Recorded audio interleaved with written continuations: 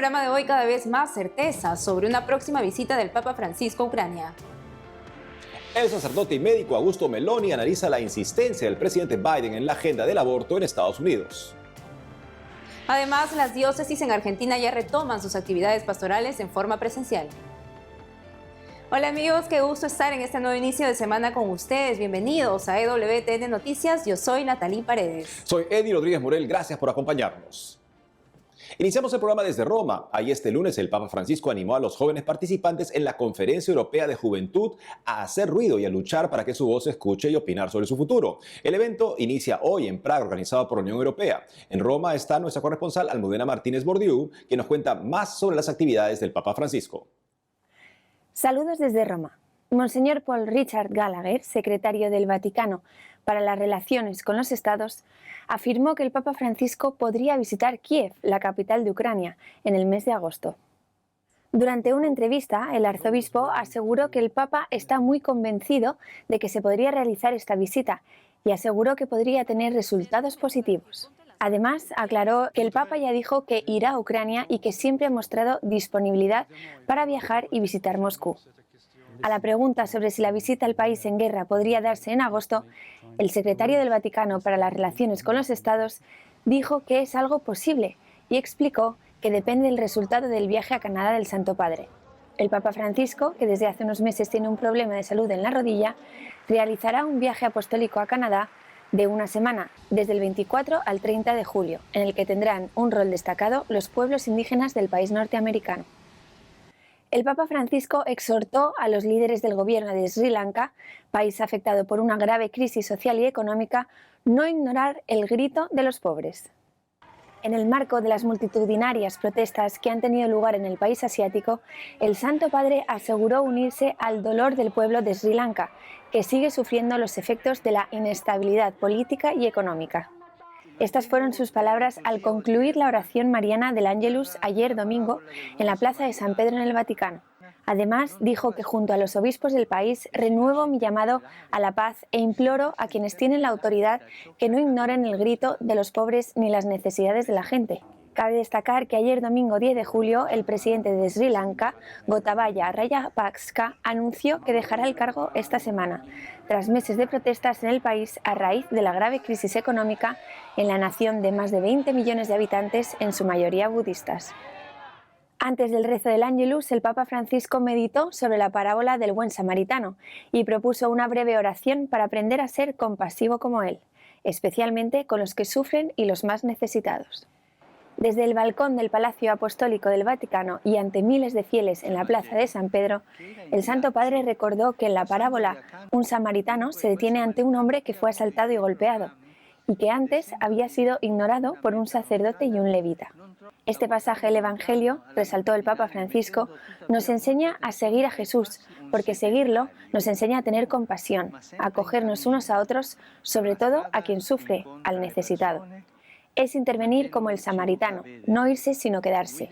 Ante esto, el Papa propuso la oración: Señor, que yo vea, que tenga compasión como tú me ves a mí y tienes compasión de mí. Que tengamos compasión de quienes encontramos a lo largo del camino, sobre todo del que sufre, para acercarnos a hacer lo que podamos, dar una mano. Esto es todo, informó para ustedes Almudena Martínez Bordiú para EWTN Noticias. Y ahora entramos en contacto con el sacerdote Padre Augusto Meloni en Lima, Perú. El Padre Meloni también es médico y fue vicepresidente del Consejo Ejecutivo de la Organización Mundial de la Salud. Con él hablaremos sobre la reciente orden ejecutiva o decreto firmado por el presidente de los Estados Unidos, Joe Biden, el viernes último. Según las propias palabras del presidente Biden, busca proteger el acceso al aborto en su país. Padre, ¿qué piensa en relación a que el presidente Biden insista con mayor fuerza en la agenda del aborto en Estados Unidos? Bueno, es sencillamente una expresión pública de lo que es su conciencia, y definitivamente una conciencia que no logra reconocer el bien del mal y entonces se convierte en un defensor de la muerte de los inocentes, lo cual es realmente doloroso y nos lleva a nosotros a ser más cuidadosos en cuidar la conciencia de las personas, porque la confusión no solo va a continuar, sino se va a agravar. Asimismo, el presidente Biden habla de restituir derechos arrebatados. ¿Qué opina? Justamente parte de esa confusión es llamar derecho a lo que vulnera el derecho más importante y primordial, que es el derecho a la vida de los más pequeños, de los inocentes. Y entonces estas personas, ya con tantas décadas de confusión, ahora creen que han perdido algo cuando deberían de reconocer y arrepentirse que han ido en contra de la ley de Dios, en contra de la ley natural y en contra de la vida de los más pequeños, de los inocentes. Y de esa manera dañan la dignidad de todos los seres humanos. El presidente Biden dice que protege a su nación de la agenda extremista. ¿Cómo interpreta usted estas palabras? Es que justamente cuando la cultura de la muerte, fruto de la confusión, lejos de Dios, lejos de la verdad, lejos de la ley natural, entonces defender la vida se convierte en algo extremo, en algo que es peligroso. Y esto no es propio solamente de una nación. La vida humana, la vida natural, que permite gestar la vida sobrenatural, que es consecuencia de la gracia, tiene que ser defendida por todos. Y entonces cuando estos personajes poderosos como el que ha mencionado estas palabras se sienten dueños de la vida, entonces creen que pueden manipular las conciencias de los seres humanos y decir cualquier cosa sin mayor consecuencia para ellos mismos y para su propia nación y para el mundo entero. Frente a esta intención, desde la máxima autoridad de gobierno de los Estados Unidos, ¿qué deberían hacer los políticos y organizaciones civiles pro vida? Bueno, lo primero que hay que entender es que esto no es un problema meramente político, ni siquiera es un problema simplemente cultural, es un problema espiritual de rebeldía contra Dios. Y claro, a los políticos, a los que tienen ese encargo de asumir las tareas de defender el bien común, están notificados como este empecinamiento en destruir la vida, esta cultura de la muerte, responde pues con violencia y con arrogancia, y entonces creo que todo buen político tiene que estar notificado de que se necesita una mayor convicción y firmeza para rechazar todas estas, diríamos, amenazas de creer que algunos pueden ser dueños de la vida de los seres humanos y destruir la creación. Pero a todos nosotros que hemos recibido el don de la fe nos corresponde en oración comprender que justamente esta soberbia mayúscula es consecuencia del pecado y hacer oración pidiendo por la conversión de estas personas. Padre Augusto Meloni, sacerdote y médico peruano, gracias por habernos acompañado hoy en EWTN Noticias. Gracias a todos ustedes y mi saludo a todos los televidentes de este prestigioso programa. Que Dios los bendiga. Argentina celebró aniversario por su independencia el 9 de julio último. En su mensaje por la fecha, el presidente de la Conferencia Episcopal de ese país, Monseñor Óscar Vicente Ojea, reflexionó en torno a la crisis económica y política en su país, que calificó como muy grande y profunda. Instó a los argentinos al coraje, decisión y audacia. Nuestro corresponsal en este país, Matías Boca, tiene más noticias. En Buenos Aires, desde la sede del arzobispado, ubicado en el microcentro porteño, comenzamos informando que en la diócesis de Mar del Plata se llevó a cabo la Semana de Pastoral Social 2022. Por tal motivo, EWTN Noticias estuvo entrevistando de forma exclusiva al obispo diocesano, Monseñor Gabriel Mestre, quien se refirió acerca de este encuentro fraterno de diferentes sectores del ámbito político, económico y también religioso. En este año 2022, gracias a Dios, pudimos compartir de manera presencial la jornada de la Pastoral Social en la ciudad de Mar del Plata, bajo un título y una temática sumamente interesante: integración y trabajo digno para construir una patria de hermanos. Lo interesante y el desafío que siempre se plantea en el ámbito de la jornada de Pastoral Social es poder invitar a los distintos actores, primero del arco político partidario que se pueden hacer presente, y por otra parte tener presente también empresarios, industriales, tener presente actores de la economía popular, referentes de las organizaciones sociales, el mundo gremial y sindical, que justamente con una confrontación pacífica y poniendo como horizonte el bien común, bueno, se pudo dialogar y llegar a algunos consensos. Entre otra información, se llevó a cabo el encuentro anual de la Delegación para la Causa de los Santos en la Casa de Ejercicios Espirituales. Dialogamos con el obispo castrense, Monseñor Santiago Olivera, quien destacó esta alegría del encuentro fecundo. Con mucha alegría hemos podido terminar el encuentro anual de postuladores, vicepostuladores y los que trabajan las distintas causas de nuestra Argentina. Con la presencia del cardenal Semeraro, aprovechando su estadía aquí en la Argentina, ya que él beatificó a los mártires del CENTA, hemos podido juntarnos, esta vez de un modo presencial, porque todos los años nos reunimos, para conversar sobre este servicio nuestro que hace a la pastoral de la santidad, que es justamente trabajar en nuestras distintas causas para que las causas argentinas sea una causa que nos interesa a todos, no solo a una congregación o una diócesis.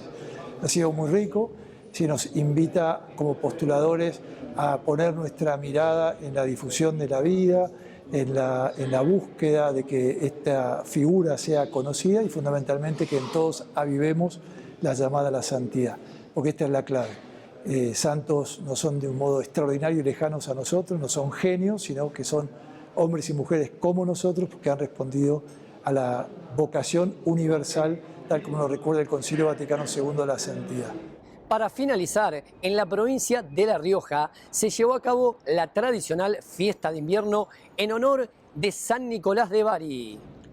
El obispo de La Rioja, Monseñor Dante Braida, se dirigió a la comunidad diocesana, especialmente a peregrinos, al celebrarse una vez más las fiestas patronales en honor de San Nicolás de Bari. En el comienzo de su homilía, agradeció a Dios por la vida de este gran santo que acompaña el andar diocesano y por su ejemplo de amor a Dios y entrega generosa a su pueblo. Refiriéndose al lema de la celebración de invierno de este año, vivamos en el amor fraterno, destacó la procesión de las calles y consideró que en el lugar donde vivimos y nos devolvemos cada día es donde tenemos que vivir y aplicar lo aprendido de esta palabra para mejorar y transformar nuestra vida, nuestra iglesia y nuestra sociedad. En ese sentido, llamó a hacerlo juntos, como hermanos y hermanas que se necesitan para crecer y dar testimonio del amor de Dios.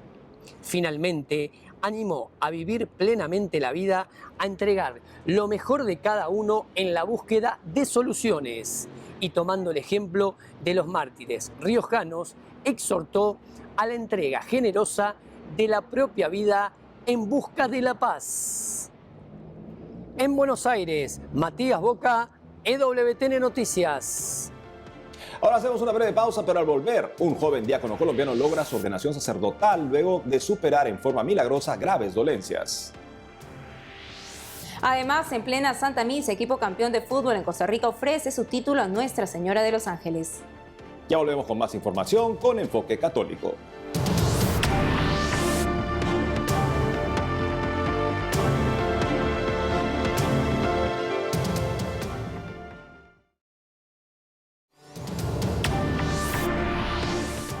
Y ahora nos vamos a Colombia. Ahí el presidente Iván Duque señaló que no existe un derecho al aborto. Agregó que una verdadera sociedad progresista es la que protege la vida. Así dijo durante un encuentro interreligioso el miércoles último. Más noticias sobre la iglesia en este país las tenemos con nuestra corresponsal Lida Lozada. Aquí en Bogotá, en la sede de la Conferencia Episcopal de Colombia, donde por estos días, desde el pasado lunes 4 hasta este viernes 8 de julio, se desarrolla la asamblea número 113 de los obispos del país. En esta oportunidad, bajo el propósito central de construir el documento final que sintetiza la experiencia de la Iglesia colombiana en el contexto del sínodo sobre la sinodalidad hasta este punto y, por supuesto, da cuenta de la información recolectada en el marco marco de los diferentes encuentros realizados. En dicha información han sido protagonistas temas como la administración transparente y enfocada a la evangelización, la apertura de mayores espacios de participación para los laicos, los desafíos de la escasez vocacional, la crisis de las familias y la urgencia de una evangelización que mire hacia las periferias. Por ello, durante este encuentro, los prelados han trabajado de manera grupal y en sesiones plenarias, privilegiando los ejercicios de análisis y discernimiento y considerando el contexto retador que tiene actualmente Colombia. Y luego aquí los señores obispos han dado también una respuesta muy positiva valorando precisamente el trabajo de las comisiones en las diócesis, de las comisiones en el secretariado del episcopado. En este contexto, el vicepresidente de la Conferencia Episcopal ha dado un balance positivo de las conversaciones y diálogos adelantados durante estos días por los obispos, también haciendo énfasis en que en este proceso, en las 77 jurisdicciones, se escuchó a sectores nunca antes consultados por la Iglesia en Colombia, pero ha dicho también que esperan se trate de algo que se adopte de manera permanente en la misión y el trabajo de la Iglesia y no de algo pasajero que vaya hasta el 2023.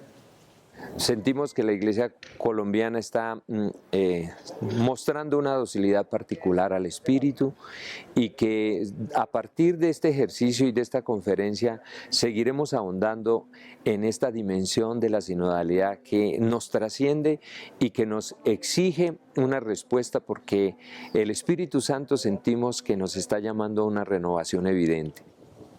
Y en otras noticias, a propósito del informe final presentado recientemente por la Comisión para el Esclarecimiento de la Verdad, la Convivencia y la No Repetición, que está presidida por el padre Francisco de Rú, institución creada en el marco del acuerdo de paz firmado en el año 2016 por el gobierno del entonces presidente Juan Manuel Santos y la guerrilla de las FARC, se ha compartido un mensaje enviado por el Papa Francisco, donde invita a Colombia a recorrer firmemente caminos de reconciliación. En este sentido, el presidente de la conferencia ha dicho que se trata de un mensaje claro que da a conocer la cercanía y el respaldo con el que cuenta el pueblo colombiano por parte del Santo Padre.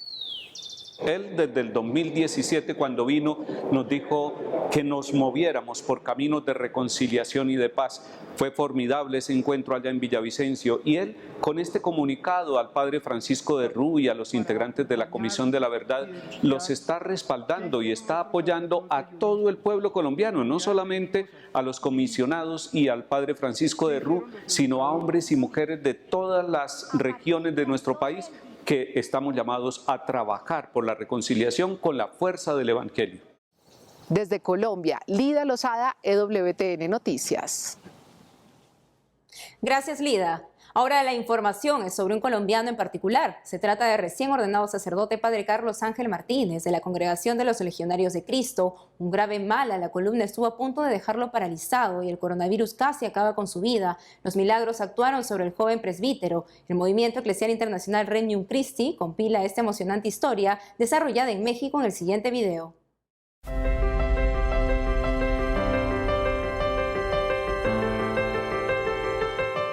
Carlos, le pedimos al Señor que el Logos divino, que la palabra de verdad esté en tu corazón y que al ser llamado por Cristo al servicio sacerdotal te comprometas a buscar siempre la verdad, a buscar siempre con una actitud de humildad muy profunda la verdad de Cristo Jesús, para poderla comunicar a los seres humanos, a todos los hermanos.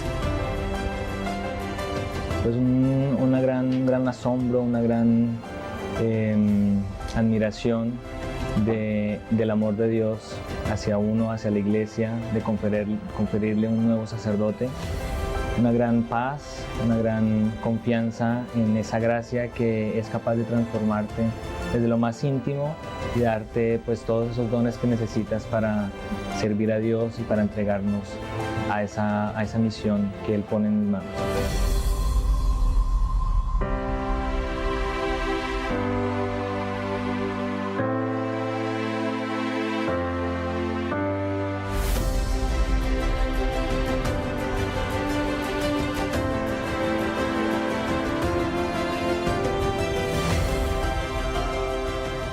Gracias a toda la familia del Reino Christi, que junto con ellos siempre me he sentido en misión, en servicio a la iglesia, en esa oportunidad para entregar lo mejor de mí y lo mejor de todos nosotros para seguir llevando el Evangelio a esos rincones que Él quiere.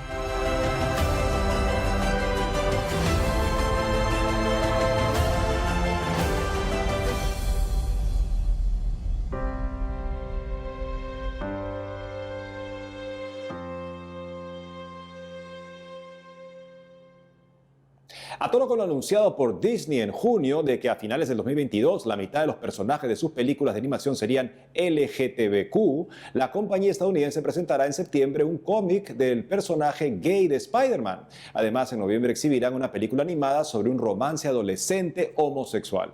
Ante estas nuevas producciones con evidente contenido de ideología de género, para el análisis del caso estamos enlazados con Marta Villafuerte, presidenta de Familia Ecuador. Marta, bienvenida.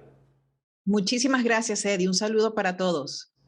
Marta, ¿qué precauciones deberán tomar de ahora en adelante los padres de familia ante la inducción de la ideología de género en formatos específicamente dirigidos a niños y adolescentes? Principalmente nos toca a los padres de familia investigar un poco más ahora sobre el contenido, la trama, la clasificación, incluso los personajes y los actores, productores que están detrás de cada programa, de cada plataforma, porque hay un mensaje que se quiere transmitir contaminando cada contenido. Los padres de familia tenemos esa tarea que nos tomará un poquito más de tiempo, pero es muy importante ahora. Esto complementándose con el trabajo en casa. Siempre insistimos en fortalecer la comunicación con los hijos, fortalecida en valores y principios. Marta, The Walt Disney Company es también propietaria de Marvel Entertainment, Pixar y otras compañías de gran alcance. En ese sentido, cada vez son más las gigantes empresas de poder que se suman a este discurso pro-LGBT. ¿Cómo evitar que lobbies como este sigan avanzando a mayor escala y se introduzcan en cada ámbito de la vida cotidiana? Principalmente a través de leyes pro familia que garantizan los derechos de los padres de familia en decidir y también rechazar cualquier contenido que vaya en contra de los valores familiares y de la figura tradicional de familia. Pero también entendamos que esto ha sido producto, consecuencia de ceder ese espacio y a veces callar demasiado. Nos toca ahora levantar nuestra voz y estar más pendientes de cómo participar de forma proactiva en generar y apoyar contenido que realmente se alinee a los valores y principios de toda la familia en el mundo. Desde tu experiencia como líder pro familia, ¿en qué medida los grupos que defienden la familia estarían perdiendo hoy la batalla contra esos lobbies? Yo creo que no se está perdiendo ninguna batalla, más bien ahora se ha fortalecido y me atrevo a decir que recién empieza porque se ha lanzado a la exposición mediática, al escenario público, este confrontamiento donde se ve que en cada plataforma de contenido familiar específicamente se quiere contaminar y ahí es donde nosotros nos damos cuenta que sin esa plataforma no hay piso donde ellos puedan actuar. Es necesario recalcar que solamente en estas plataformas de contenido familiar donde ellos quieren realmente hacer de las suyas y no han logrado, se ha evidenciado que han perdido taquilla, en películas recientemente proyectadas en cines en Latinoamérica, en 14 países, la película Buzz Lightyear fue vetada por precisamente este tipo de malas suposiciones que ellos hacen o malos cálculos económicos donde la familia, los padres, madres de familia, realmente no estamos de acuerdo en esa contaminación y podemos demostrarlo rechazando el consumo, la suscripción, la promoción de este contenido con adoctrinamiento ideológico. ¿Y a qué contenidos alternativos a estas producciones ideologizadas consideras que deberían acudir los padres de familia? Es una interesante pregunta porque aquí viene esta gran oportunidad, no solamente para apoyar las leyes que mencioné anteriormente pro familia, sino una oportunidad para el campo audiovisual, comunicacional, de fomentar y crear, presentar propuestas con contenido formativo y educativo blindado de cualquier contenido ideológico y que fortalezca la comunicación de los valores y principios familiares. Tenemos un lienzo en blanco donde ahora más que nunca es importante generar este tipo de contenido. Marta Villafuerte, presidenta de Familia Ecuador, muchas gracias por estar con nosotros. Muchas gracias. Saludos a todos. Nos vamos a Costa Rica. Ahí el Club Sport Cartaginés, campeón del torneo Clausura 2022 de ese país, llegó el viernes 8 de julio a la Basílica de Nuestra Señora de los Ángeles en Cartago para ofrecerle su título a la patrona del país. Los jugadores, cuerpo técnico, dirigentes y una gran cantidad de aficionados del Cartaginés participaron en una misa que fue presidida por Monseñor José Francisco Ulloa, obispo emérito de Cartago. Leonardo Vargas Macís, gerente general del club, agradeció a la afición y de modo especial a Nuestra Señora de los Ángeles. La Virgen ha estado ahí con nosotros y la consecución de este trofeo va mucho por esa ayuda y ese aporte que la Virgen nos dio, porque nos mantuvo firmes y con mucha fe, pese a las adversidades que tuvimos, dijo. Amigos, esto ha sido todo por hoy. Gracias por habernos acompañado en el programa. No dejen de seguirnos en las redes sociales y también de lunes a viernes a las 12 del mediodía, hora de Miami por Radio Católica Mundial en su programa Más que Noticias con un servidor. Hasta entonces.